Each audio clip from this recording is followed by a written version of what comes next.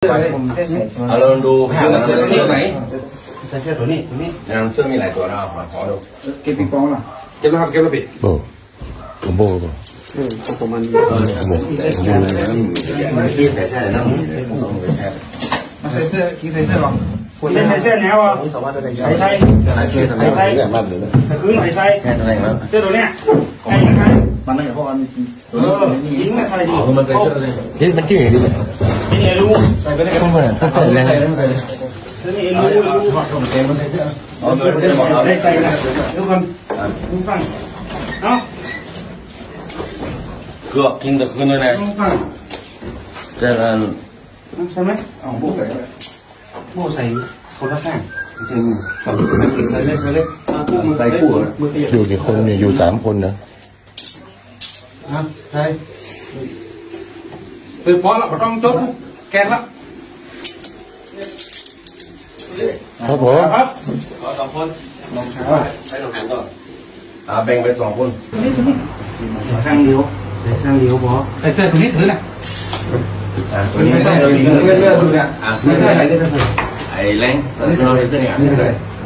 เรื่องอะไรเอาใส่ไปพร้อมเลือดเอาใส่ไปกางเกงนี่ไหนเกือบรองเท้าลูกใส่เกลือกูได้ไหมนอนข้างนอกโอเคเป็นแล้วต้องคืนเขานะเล่นไหนดูสับของเลยงงเขาสับของอะไรอันนี้เราอันไหนลงก็มันมีนะนั่ง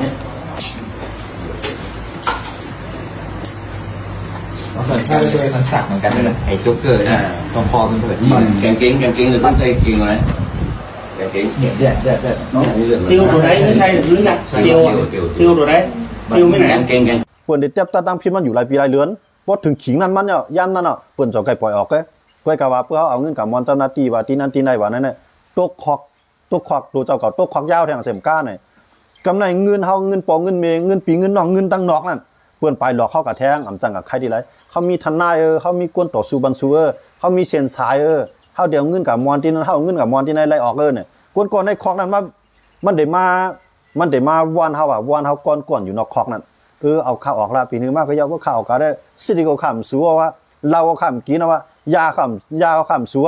นะข้าได้คัดจะเหตุการณ์หาเงินนะข้าได้ตัวถึงปอมีข้าจังไหนอันเป็นปอมีก็ใจอ้วนใจอ่อนนะก็มันเอาเงินกับใส่บ้านเลยเอาเงินกับทุกวันเลยเอาเงินให้กว่าจ้างวันเลยจ้างทนายหลอกแทงหญ้าแทงนะปอมีมันเปลี่ยนน้ำหูน้ำตาแทงนะอันนั้นก็ใครน้องๆเขาอันกันวนด้วยหลีนะมันมีไผหักเขาอันหักเขาดีสุดนั่นปอมีปอนะบางก็ปอมีก็มีก็เป็นไรนะมีปอมีเมย์ก็ไอ้เนี่ยป้อมมีปอมีเมย์ก็เตมีลูกมีเมย์อันที่หักเขาดีสุดนั่นย้อนเบอร์เซ็นต์นั่นแหละเนี่ยให้เขาป่องเสือปันเขาน้ำนะสิว่าป้อมก็เฮ็ดก้นหายน้ำลายป้อมตั้งหมูตั้งแก้งน้ำลายมีไผว่าค่ะนะในเมืองไทยนะเนี่ยกวนกูเจ้าคืออ่อนกันมาอยู่เป็นหมู่เป็นกอในมีตั้งน้ำนะเปิ้นก็คัดใจเฮ็ดมาหากินเปิ้นก็คัดใจพวกปองปอมีเปิ้นก็คัดใจพวกปองนักได้ยี่เปิ้นหาซ้ำว่าให้นะ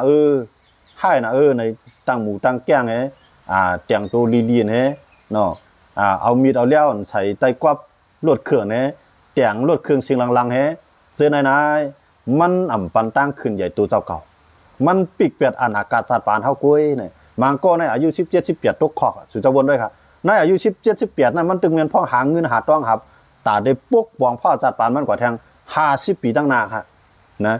มันบางก็ในอายุ22มาเปลี่ยนวัยรุ่นป้ากันกับพิษกันเท่าตั้งจานบางก็เงี้ยบนเตียงหมัดเจ็บบางก็เงี้ยบนเตียงตายเตียงตายก็บนเอาปล่อยไฮไลท์ก็มีไผมาจ่อยนะเสื่อมไปตายในตัวคอกในน้ำหนักนะอันตายเสียกับตัวคอกในน้ำหนักเขายินมากกว่านั้นเขาตัวคอยเขาใครนี่เขามาว่าไตเขานายเนี่ยว่าสั่งว่าเขาพร้อมกันเหมือนซึ่งมือเขาอยู่ในคอกนั่นแหละเขาไหลมือไตยาวเนี่ยว่ามือก็อยู่ในคอกในพร้อมกันนะเพราะว่าไตก็เป็นไตหนังกันเนี่ยกว่าในคอเขาหักกันเนาะย้อนมือทางมันมีเผยมาด้วยถึงเขาแล้วนะมันมีเผยมาจ่อยแถมเขาอะไรย้อนมือจังเลยกวนในคอกหนังกันไตหนังกันอยู่ในคอกหนังกันหญ้ากันเนี่ยบางก็เป็นไตโกนกับหญ้ากันในคอกมุงมองวันตีอะไรออกแก้วนะ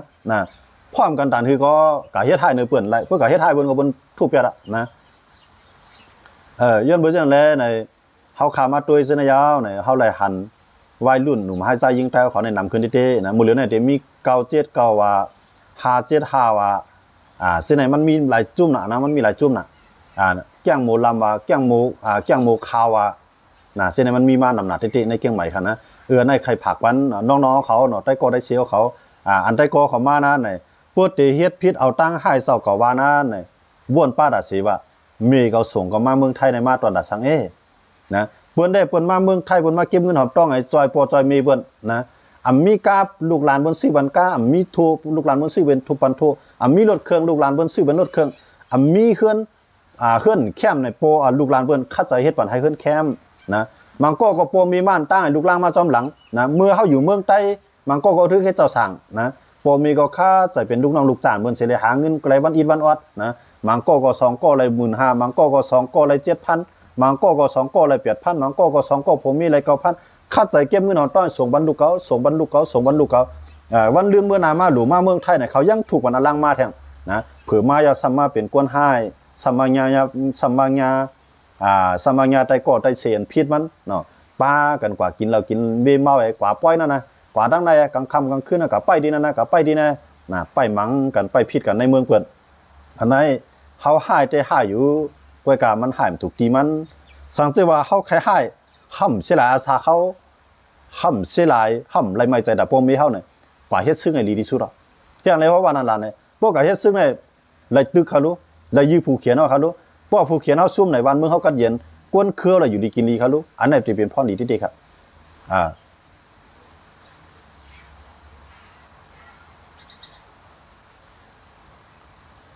อำว่า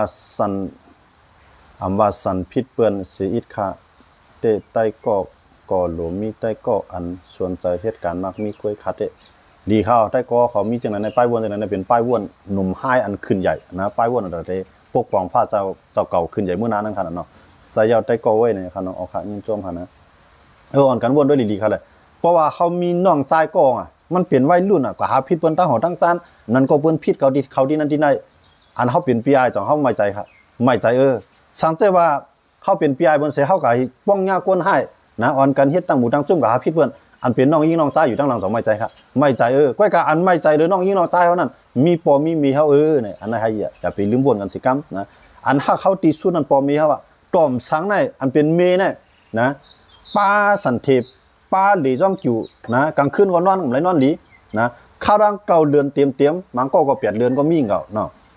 อยู่ในต้องนั่นเสียนะเพราะมันใครเตียนใครปิดใครถีบมาไหนมันถีบไปต้องมีมันก็นะมีมันนั่นตื่นกว่าเป็นก้ามนะกำไรมีมันใครกินอันส้มอันเผ็ดหวานมันหวานเนี่ยกูมันกับตุ้งตื่นลูกในต้องเนี่ยพัดกินค่ะนะเยี่ยนนะกลางค่ำกลางคืนในนอนขี้แกงในก้นไหนให้ในตีนอนอุปปอมไล่ได้นะตีเลยนอนขี้แกงไหวไส้ไหวควากว่านั่น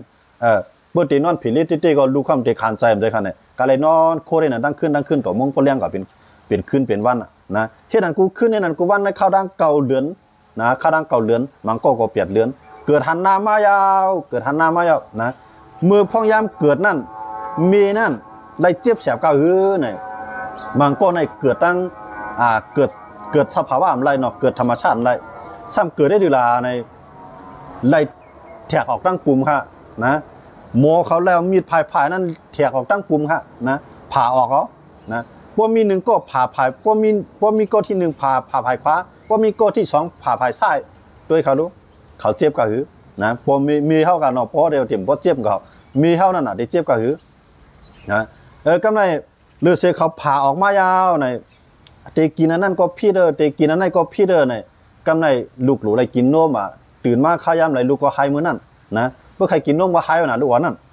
กำไรมีนั่นเอานวมมาปั่นลูกปั่นลูกกินน้ำหนาลาก็โกนลูกในต้องไก่นะโกนลูกในโกนลูกในเวียกออกมาปัดมันกินน้ำนมมีนั่นทำไมมันกลืนแห้งหนาวเอานวมเจี๊ยบแทงนะเจี๊ยบนอนไรดังขึ้นก็จังหือนะตีปั่นลูกกินที่ก็ลูกก็ซ้ำตีอ้อตีเวียกนะตีป้วนต้องมันกว่านะย้อนมาจากไหนแล้วเยี่ยนกันแทงนะมังก็ในก็เลยมาบีบใส่ในขวดน้ำไว้นะในแก้วในขวดไว้ไว้ปั่นลูกกินเขาหักลูกในหมอกกันนั่นกำไรว่าตีกินอันไหนก็เกี่ยวกินไหนให้อันไหนก็ใครกินไหนเนี่ยตีก็กินก่อมไรกินอันเผ็ดก่อมไรกินอันส้มก่อมไรกินอะไรก็กลัวมันกว่าแม่นในต้องในลูกเขายันบนลูกกินโนเมอร์เนี่ย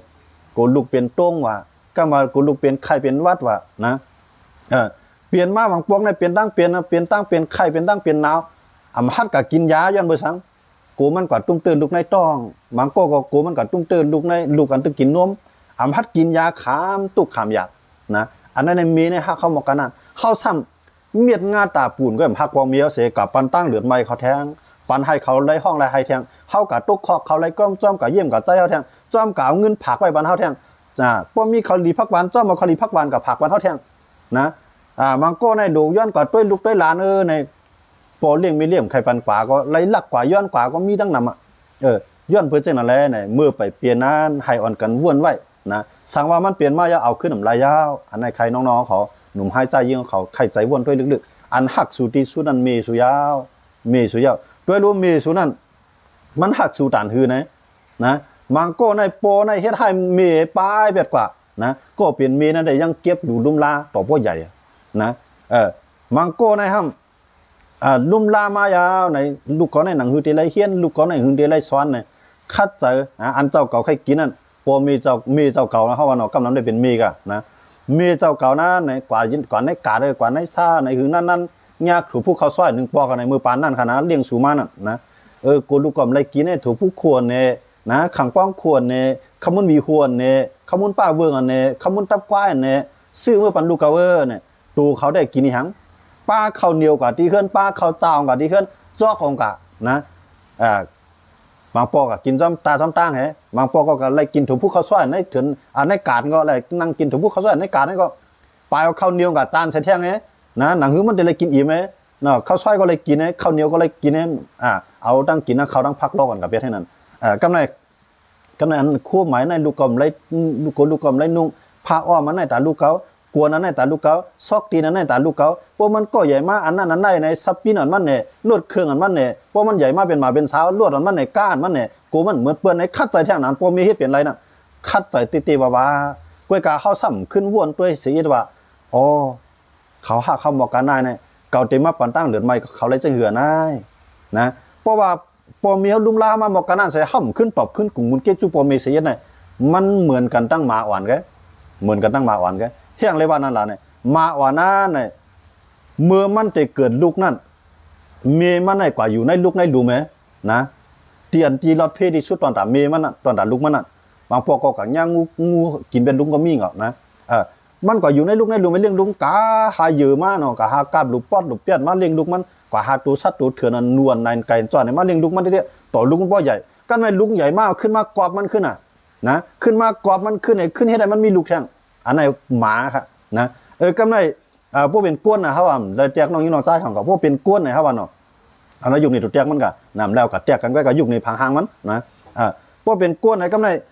เขาก็เปิ้นเลี้ยงเข้ามาแต่ได้เลยกินข้าวนั้นก็มีในก็มื้อนั้นมันมีเขาลูกเขาเกี่ยงเขาเลี้ยวในแต่ได้เลี้ยงอะไรมื้อนั้นมันมีกำปองเกี่ยวกำมีเกี่ยวอ้อนะกำไรเอามาใส่ในตอนฮะเอามาใส่ในตอนในจอกนะหางไผ่ไว้นะเอามาปอนปันกำมอมเอาน้ำหยดจ้ำกำอันเอาน้ำวังในกว่าไข่หยดเอากำอันกำหยดนั่นน่ะตอนนึงพวกเขาหนึ่งกำก็น้ำหนึ่งกำนั่นน่ะน้ำหนึ่งหยดนั่นน่ะเฮ็ดจังนั้นในลุ่มล่ามาถึงกำเลื่อนสุดมาเนี่ยเฮียงเขาก็มีนะอายุ18 19นึกตึกเมียนพ่องเฮียงมันนะตึกเมียนพ่องหาเงินหาข้าวหาน้ำอะไรดีน่ะเนี่ยปอก็ทำมาอย่างเฮ้มีก็ทำมาอย่างเฮ้เกาตีถือแหละไฮโปเมก็ได้คือมันคือลงเนาะตั้งตุกข้ามันลดลงนะตั้งขันใจมันลดลงลองหยาบผืนมันลดลงน่ะเกาตีเอาตีนเอาเฮียงเอาแข้งเอาขาเอาหูเอาตาเอาหมักเอาออกไปวนก็ได้สิเลยเตะคัดใจเฮ็ดสร้างกว่าต่อมีก็ปอก็อะไรกันเย็นดูเนี่ยให้น้องยิ่งน้องเจ้าเขาอ่อนกันว่นจังในนำอ่อนกันว่นจังในนำครับอันหักเขาตีสุดในนะมันมีสามันมีเทวตาป้าไหลนะอันหักเขาตีสุดนั่นมันเปลี่ยนปอเป็นมีเขาก้อยมันเปลี่ยนปอเป็นมีเขาก้อยปอมีเขานั่นลูกก็อยู่ได้กินวานว่าอยู่ที่ไรก็ป้อมันมีหมอยาอยู่มันใครก็ยานะมังก็ในร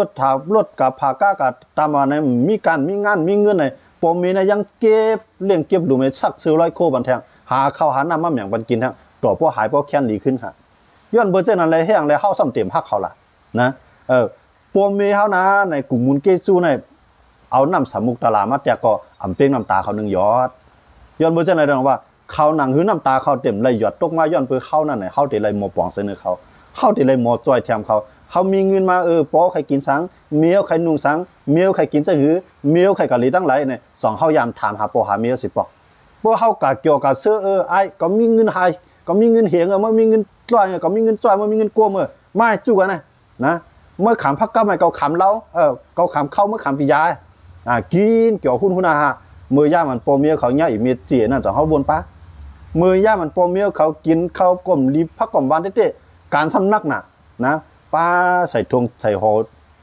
อโทนกับมังโก้ใส่แก้งซ้อยกว่ามังโก้ก็หอตองกว่ากีเนาะเจ้านั่นจ่อเขาบนป้าเขามังโก้ในก่อยโปมีมันอยู่จ้ำลอยลูกใจมันมาอยู่ในวันในเวียงนะมาเกี่ยวมาเสือเงินมีมาไหนขึ้นมือย้อนโปย้อนมีอันอยู่จ้ำคุยจ้ำลอยทางอันนั้นย้อนเบอร์สังค่ะย้อนเปิดเปลี่ยนกวนมาอ่ำใจออกกวนใส่วนค่ะนะเปลี่ยนกวนใจมาอ่ำเอาปุ่นพรกวนใจแต่ได้ขึ้นเกียรติขึ้นด้วยถึงขึ้นโปมีเขาค่ะอันนั้นอย่าไปให้น้องๆเขาเลยเปลี่ยนซึ่งนันสิกรรมเนี่ยสั่งเปลี่ยนไรใครน้องๆเขาเนี่ยวนว่าเขาเปลี่ยนกวนมา1 จานเนี่ยเมียก็ย้ายซุ้มหลายตีสุดมันเนี่ยตาโปมีเขาตึ้งหนูไรวนป้าดัดเสียกำจ้อยเขาไรก็เยอะกล้วยกาเกาเต็มปันตั้งเหลือไม่เขาเปลี่ยนกวนใจก่อนหนึ่งเนี่ยหลุมหมอปันตั้งกะตีเสียจ่าเจ้าเก่านะหลุมปันตั้งมุงมองโปมีเจ้าเก่านะย่อก็เจ้าเก่าหลุมมีตั้งมุงมองว่าวัน1 จานปานก็เดลีขึ้นหลุมให้น้องยิงน้องจ้าเขาจ้อยกันวนเช่นนั้นน้ำผมจะว่ามังก้อนในกว่าโปมีในสงกว่าเฮียนในตั้งเตพวกเมืองเขาก็ตั้งเตตุงยีต้านขี้มุกโทษนะพวกเมืองในก็ตั้งเตอนุปัน1อนุปัน2 ปัน 3จ้อยกว่าห้องเฮียนกูวันไว้วันเสาร์อาทิตย์กันน่ะกลางในมาก็ขี่รถเครื่องเขากะฮับกลางค่ำมาก็ขี่รถเครื่องเขากะฮับเฮ็ดเรื่องนั้นกูวันกูเดือนกูปีโตพอถึงอายุ18 19กำเดือนมาเฮาสามารถยิบมีดยิบแย้มกันน่ะนะแถมที่อันโปมีเฮายังอ่านปันเฮานั่นแหละส่งไปเฮากะห้องเฮียนปันเงินจ่ายกูวันจ้างว่ากูวันกลางค่ำมาในลูกก็ลูกได้กินกลางในมาลูกก็ลูกกินข้าวอีกว่าลูกมาตั้งแต่3 โมง 4 โมงนั่นคือลูกเจ้าก็ได้กินการเจ้าเก่าก็รู้เลยเฮ็ดการลูกล่างก็รู้ด้วยถึงกำไรข้าวดีพักบ้านหนูหาเลี้ยงซื้อโคหลูสักเมียงนะร่วมลาเฮ็ดปันมากูเมียวนะเก่าห้องเฮียนก็จ่ายเป็นเงินกูวันนะลูกก็ฮับลูกก็ส่งลูกก็ฮับลูกก็ส่งเฮ็ดในกูมือกูวันมังก็นายก็ฮับก็ส่งลูกไม้มังก็มาลวดเอาก้าผ่าตายก็มีอยู่บ่มีนั่นนะย้อนเบอร์สั่งเขาเฮ็ดนาดีบุญพ่อเราเต็มตีนะกำไรบ่มีได้เยอะอ่านเขาได้พวกเขาใหญ่มาให้เขามอใจปากกากำจื้อหมอน้ำมือกับลำมันสิเลยไล่เตี้ยแม่หาเงินหาตองไว้นะปมีเขาได้เขามุ่งมองสิ่งนั้นจ่องไรย่อมเสียงเงินเจ้าเก่าเสียงแห้งเจ้าเก่าเสียงข้าวยำเจ้าเก่า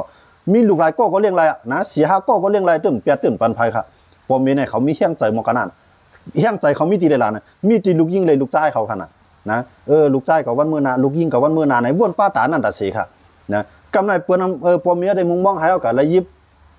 อย่าไปให้ไรยิบผ้ายิบมีดยิบเสียมเอามือป้องเสียงเขาเนี่ยให้เขาไรยิบปากกาน้ำมือกำจื้อไหมรายการดีๆรายงานดีๆรายเงินดีๆเนี่ยทุกคนเขากำเรือนมาเขามีแห้งอายุ18 19 20 22มายิบมีดมายิบหลับมายิบเลี้ยวยิบกังกวนให้กับหาพิษกันก็พวกเป็นเจ้าหน้าที่เนี่ยอันโปมีเฮ็ดมานั้นศูนย์ป่าวะนะติดลบนะศูนย์เสียมก้าเนี่ยขึ้นติดลบแทงนะลูกเขาในปนยับกับตกคอว่าเมื่ออยู่มีคอของเมืองว่าพวกก็มีเงินกับทุนได้ไรเนี่ยเปิ้นย้อนมา30,000ก็เลยปันย้อน40,000ก็เลยปันมันก็ย้อนเป็น50,000ก็เลยปันนั่นคือลูกใจเจ้าก็ได้ออกมาขึ้นนะย้อนบ่จังละแน่เนี่ยโปมีอันว่านั้นเนี่ยฮักเฮาใน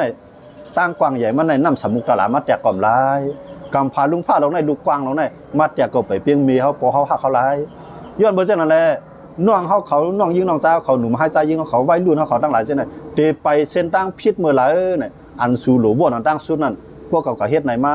เมเขาเนี่ยที่เป็นจะหือเต็มไม่ใจตานหือเนี่ยให้จ่อยกันวนจังไหนก็พอเฮ็ดจังนั้นอันเฮาได้ไปเส้นตั้งพิษนั้นมันติแหลกหลายเปลี่ยนเส้นตั้งมันแม่นกว่าย้อนบ่จังนั้นในเมื่อเฮาตึกอายุตึกเรียกนั้นมันเป็นข้าวยำหอมแห้งเฮียงเฮาในตึก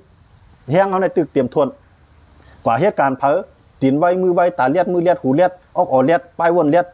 เปิ้นก็โจมจางเปิ้นก็ใจเปิ้นก็คัดเปิ้นก็จางเฮาเพราะว่าวันนึงมาเฮาทำมาเก๋มาสังก็มีจังเปิ้นอายุเฮาก็ใหญ่มาเนาะอาสาเฮาก็นำมากำในเฮียงเขาก็โอนมาตาเขาก็มูมาหูก็บ่ได้ยินดีเนี่ยเผยได้จ้างเขาข่าววันมื้อนั้นย้อนบ่จังแลเฮาเฮ็ดมือเฮาหนุ่มเฮามีเฮียงได้เฮาไปตามมือเฮาเฮียงเฮาเฮาโอนมาเนี่ยให้เฮามีเงินมีตองไว้ตีซุมันมีติวตันเซาไว้ตีซุมันลุมลาปอมีเฮามือไปตายอันไหนใครน้องๆเขาอ่อนกันใครใจวนด้วยดีๆย้อนบ่จังแลมาเฮ็ดวัยรุ่นในก็แก่น่ะเนี่ยมันมีก็อะไรค่ะหรอติ่มยามผ่านเป็นวัยรุ่นมาก้อยกะวัยรุ่นในมังก็เนี่ยมันเฮ็ดได้ก็ตอนตาเกี่ยวก้อยกะมันใจตอนตาเฮ็ดปันตั้งใหม่เบิ่นเปิ้นมาโจกว่าก้อยกะพวกก็ในโจกับพี่เปิ้นกับเฮ็ดแท้บ่ได้ก็ในมันโจกะ5โลกาโลขายจังได๋ได้ก็ ห้าหลุมมีนะก็มีนาการดีๆเมื่อมาเฮ็ดจ้อมเก่าแลพวกกับญาติได้โก้เช่นนั้นได้หับไว้ละเฮ็ดโก้ไว้ละสืบอยู่จ้อมก่อนละอันนั้นผิดมันก็ขึ้นใหญ่เฮาก็ขึ้นใหญ่กำลืนมาซื้อคือเฮาก็จังขึ้นใหญ่จ้อมมันบ่มีเฮาไรขึ้นใหญ่จ้อมมันอันนั้นได้หลีเฮ็ดโก้ไว้ค่ะก็ในบ่ว่ามาไอ้ห้ากับมังมันให้ไอ้แล้วมันคัดก่อนนะมาจุ่มนั้นจุ่มในมือห้าเหมือนจูห้ากว่าจังนั้นได้ห้ากว่าจ้อมมันน่ะเพราะว่ากว่าสิเลยในลูกจุ่มเฮาในโอ้ยก็เฮาก็ญาเพิ่นเตียงตายเนี่ยมันก็ญาเพิ่นเฮ็ดให้หมัดเจ็บเนี่ยมือนั้นได้มีแต่กดก็เลยมาต่อยเฮาไหลนะบ่ดิบดีเพิ่นแต้งเฮาตายตั้งไว้นั่นได้ปมมีเฮาก็ปมมีเฮานั่นตัวเฮาตายก็มันได้จอมเสียงเงินบันเฮาแทงอย่าเหมือนกาเผามันกาหน้ากาป่าจ้าสร้างแข้งมันได้เสียงเงินแทงติเอมันได้เสีย5,000นะกำไรมือมันกายาอยู่ได้ไปตายนั่นกายามันมังก็ได้เพิ่นย้อนเป็นหมื่นมังก็ย้อนเป็นแสนมีมันก็อะไรมีก็หามมาก็เรียนกาอะไรหาทุกปะน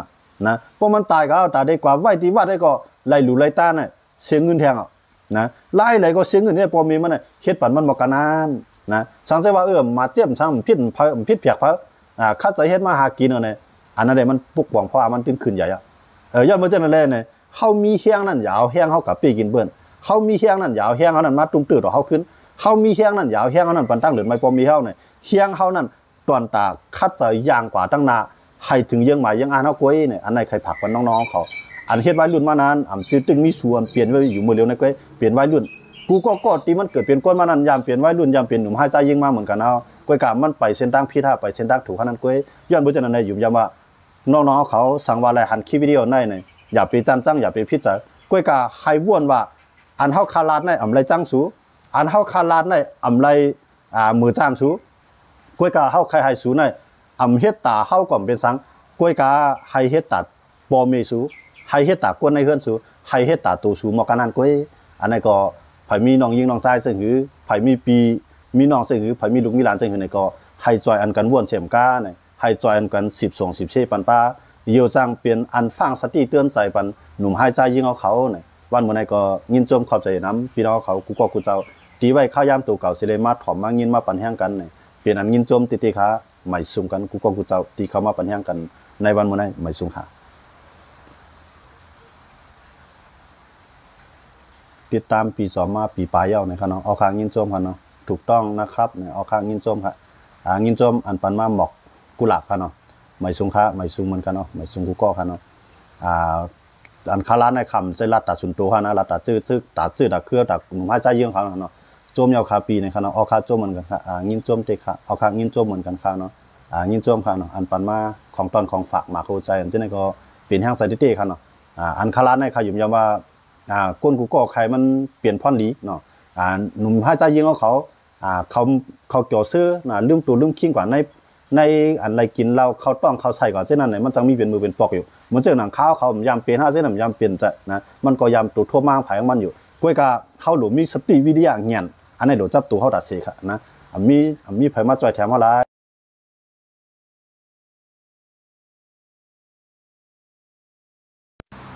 หรือสิว่าปมมีเฮาพี่น้องเฮาซื้อคือคนในเฮือนเฮากล้วยนี่อันนั้นก็อยู่ยาว่าน้องๆเขาตั้งหลายตีป่องใส่คั่นเนาะยินโจมเตคาในคั่นเนาะเอาค่ะยินโจมเหมือนกันคั่นเนาะยินโจมกูเกาะนะที่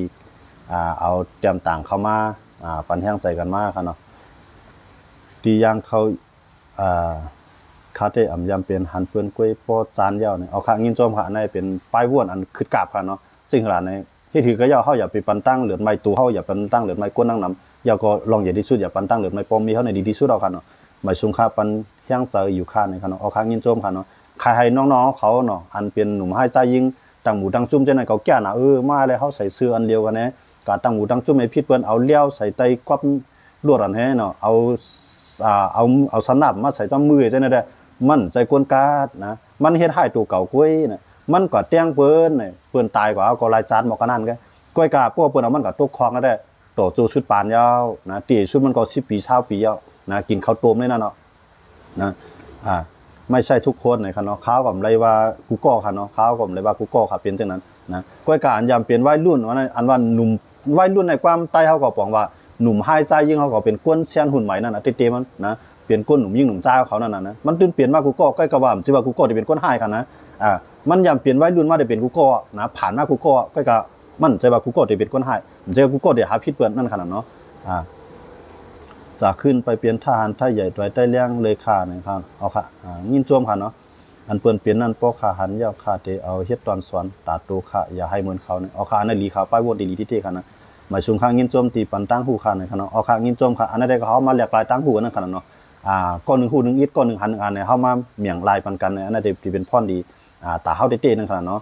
พวกเฮามีน้องเลยน้องเฮาเลยยินกว่าไอ้ป่องใจมาเนี่ยเฮาเป็นพี่ไอ้ก้องเฮาจวมเอานะพวกเฮามีลูกเขาเลยมายินกว่าให้เขาป่องใจมาเนี่ยเฮาเป็นปอเป็นเมก็นำยันมันนำตอนมันถึงมาแล้วเนาะยันเบิ่งเนี่ยเฮาใครเลยดูเขาเป็นคนดีไงเนาะเฮาใครดูเขาเป็นคนฮัดหานก็ก็ฮัดหานด่าจังล่ะตาต่อสู้เพราะว่าจัดปานซื้อฮัดหานในการต่อสู้เพิ่นนะเพราะว่าฮัดหานในต่อสู้เพิ่นเนี่ยเฮาหลยิบกองกลางให้ต่อสู้เกียรติคือคือวันเมืองเฮาอันนี้ว่าฮัดหานทั้งเมียวนึงคั่นเนาะยันเบิ่งจังนั้นในวันมื้อนี้ก็ยินจมพี่น้องเขาก้อนเนาะอันว่าซึกมันติลัดมือตั้งเพื่อนให้มื้อนั้น2ไซเต้ค่ะนี่ครับเนาะตั้งเพื่อนให้จังอะไรตั้งวันให้ค่ะคำป้องความหมายที่พี่น้องเขาเตรียมมาดีๆครับเนาะเจงก็เตรียมมาคำว่าหมายก็ไรค่ะเอาค่ะว่ามื้อนี้ได้ก็พวกหลัดก็ได้ยาวข้ามมันก็ดีขึ้นเขาเนาะยินจมพี่น้องเขาตีปันของฝากมาค่ะเนาะของตอนของฝากมาเนี่ยเป็นอันยินจมเป็นแห้งเสือค่ะเนาะวันมื้อนี้พวกหลัดก็ยาวข้ามมันก็หึงเนี่ยถึงเขาย่ำเนี่ยก็เฮาขาวได้ย้อนขึ้นดีๆในเสพี่น้องเขาก็จอย10 เช่จอยปันแห้งใจกันเนาะหนังหือน้องๆเขาเนาะหนุ่มให้ใจยิงเขาไว้ลื่นเขาเนี่ยพอได้หันได้ฮับผู้ยินเสียเลยป่องใจกว่าเส้นนั้นเนี่ยที่เป็นพรดีที่เต้นี่ครับเนาะเอาค่ะยินโจมกันกูก็กูเจ้าแทงกำนึงหมายสุงค่ะ